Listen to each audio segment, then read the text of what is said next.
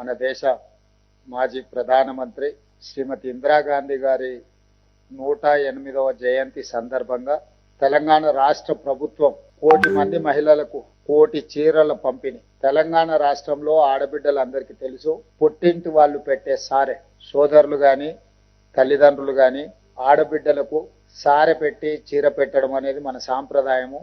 ఈనాడు ప్రజాప్రభుత్వం ఇందిరాగాంధీ గారి జన్మదిన సందర్భంగా ఆడబిడ్డలకు అందరికీ సారె పెట్టే పండుగలో భాగంగా ఇందిరమ్మ చీరల్ని ఆడబిడ్డలకు పంచాలి అని చెప్పి రాష్ట్ర ప్రభుత్వం నిర్ణయం తీసుకొని ఈ బాధ్యత మొత్తము సీతక్క గారికి అప్పచెప్పి ఈ రోజు ఈ కార్యక్రమాన్ని తీసుకోవడం జరిగింది.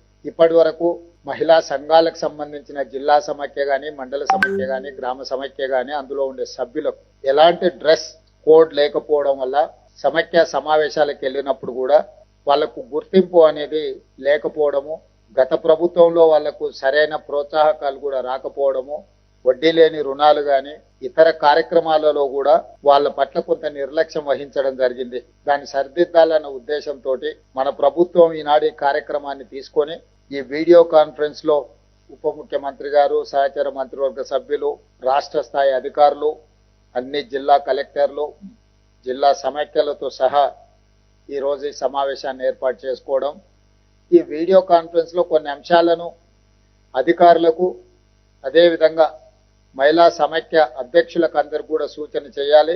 ఇది ఒక పండుగ వాతావరణంలో మనందరం జరుపుకోవాలన్నది ప్రభుత్వం యొక్క ఆలోచన విధానం.